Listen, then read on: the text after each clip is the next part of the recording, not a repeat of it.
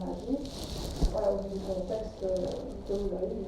Ça va? Mais vous pouvez pas être en accord, hein, c'est pas un souci. Hein. Une petite question par rapport à la feuille que je devais signer de la transfusion du sang. Oui. Où on est? Ne vous tracassez pas, on l'a laissé de côté. Donc en fait, c'était bien une transfusion que vous aviez faite. Hein. Comment vous savez que Parce c'était qu'il suffit de vraiment sur la PMI, il suffit que vous alliez dans l'XPKR et sur la PMI.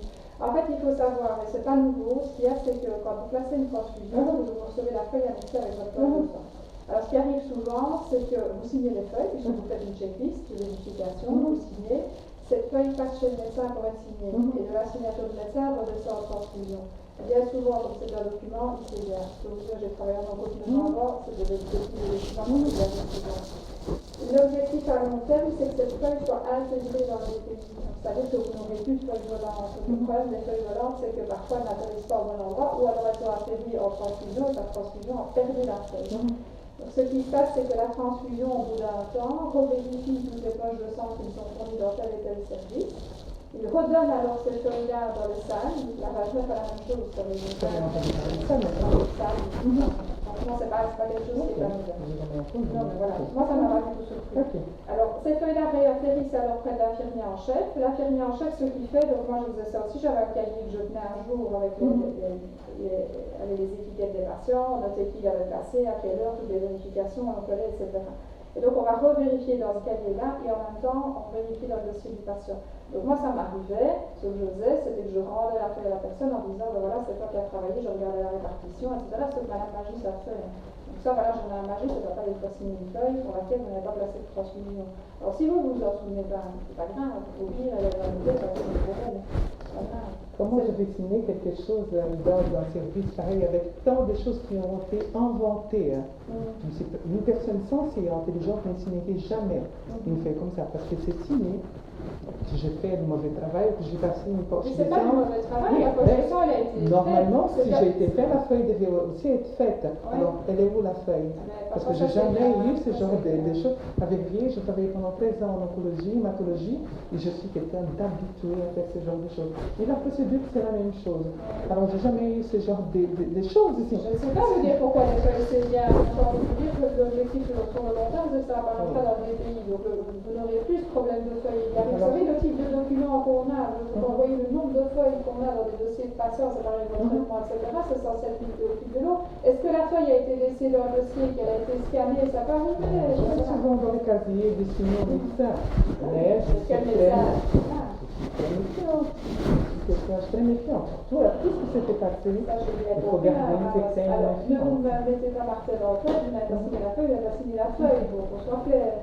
Et c'est pour ça que je vous en parlais tantôt aussi, quand je vous en ai touché avant, quand vous allez tout de suite monter en éclat dans le couloir de la 56. Écoutez, je suis un instituteur, il y a un moment donné, on doit avoir une discussion de professionnel à professionnel, qu'on soit clair. Hein. Vous comprenez maintenant pourquoi je n'ai pas voulu faire des questions devant elle? Ça allait tout mal se passer parce que je ne suis pas d'accord, je suis quelqu'un. Mais vous savez, je pense qu'on ne va pas être en accord. Je pense ici que vous avez vécu une partie de votre historique de la racisme qui n'a pas été concluante. Ok, mais passons à autre chose. Là, vous êtes vraiment sur le présent et sur l'avenir. D'accord? On peut parfois, ça m'est déjà arrivé aussi d'avoir des personnes qui dans une salle ça ne fonctionne pas et finalement dans une autre salle la personne retrouve son épanouissement et tout se passe bien, il convient bien et il y a de très bonnes évaluations. Voilà, je veux dire, moi, Mme Martinuzzi, elle ne va pas se baser sur cette évaluation-là pour faire l'évaluation qui concerne la Elle n'a jamais appelé l'attention de quoi que ce soit. Comment? Ça fait presque 2 mois que je suis là. Elle n'a jamais appelé l'attention de quoi que ce soit. C'est quelqu'un de très exigeante. Très exigeante. Pas seulement avec 1, 2, 3, mais avec toute son équipe. Jamais. Jamais. Ça montre la qualité de mon travail. Non, je ne suis pas en train de me prendre. Elle est très bien, je dirais même qu'elle est trop bien. Elle est très bien. Je reconnais qu'elle est exigeante, pas seulement qu'avec une personne, mais elle ne fait pas de distinction entre vous, je m'entends bien, vous, je m'entends pas, c'est la même chose. C'est pour ça que je trouve que vous n'aurez pas de soucis. C'était pas ça. Alors je me méfie. Tout ce qui est écrit là, beaucoup de choses sont inventées, qui sont augmentées justement pour mettre la faute. J'ai écrit dans le mail que je vous avais envoyé. Tout était fait pour me mettre la pression pour sortir. Et vous savez bien que ce n'est pas la première fois que ça arrive. Toutes les gens qu'elle n'appréciait pas, elle avait fait sortir de son service. Je n'étais pas la première. Et sur quel jugement vous portez là-dessus? C'est pas moi, c'est des gens de la propre équipe qui a dit ça. Ce n'est pas une seule personne. Vous demandez des preuves, c'est un peu contradictoire. Non, c'est pas contradictoire, c'est les autres qui ont dit, hein, des propres équipes d'elles qui ont dit.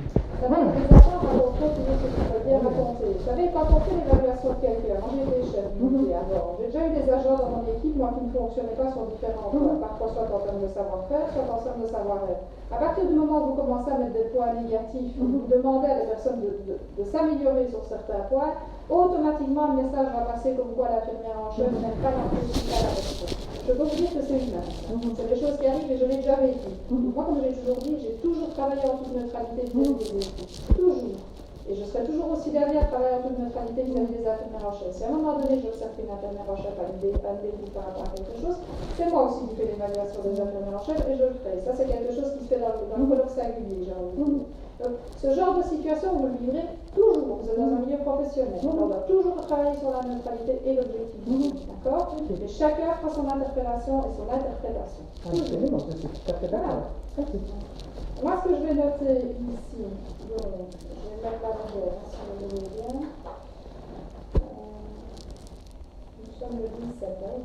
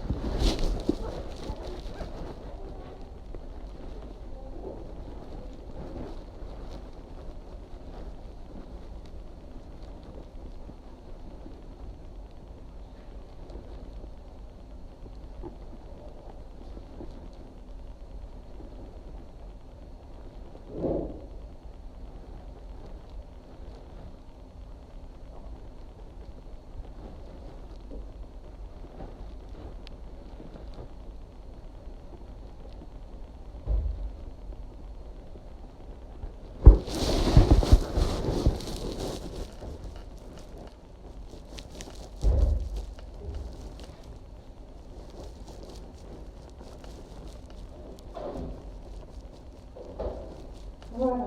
Moi, ce que j'ai noté ici,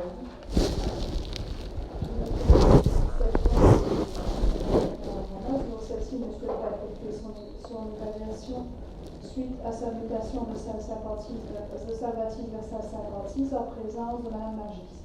Okay. Dès lors, Mme Magis a effectué l'évaluation sur base du rapport qui est arrivé.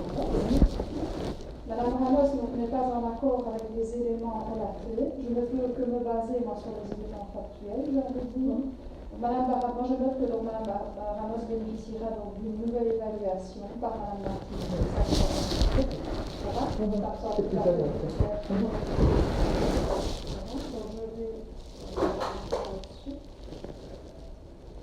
Je vais vous demander donc de signer côté, si vous voulez bien.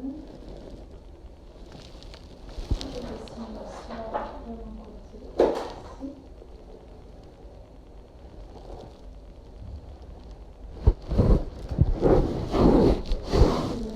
Je vais marquer par rapport aux deux accords et signer le document. Ceci bloquera alors l'épisode de 26.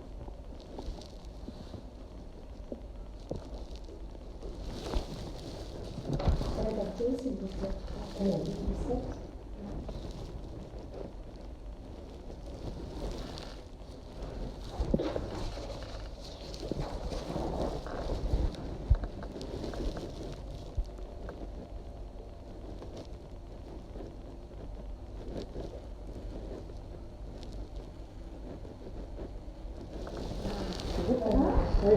Voilà, donc moi je vous propose que Mme Martine vous fasse votre évaluation de comme ça 56 comme c'est noté ici. Moi je vais annexer ça dans votre dossier et donc ici on démarre sur l'actuel. Ok, Ça va? parfait. Ok.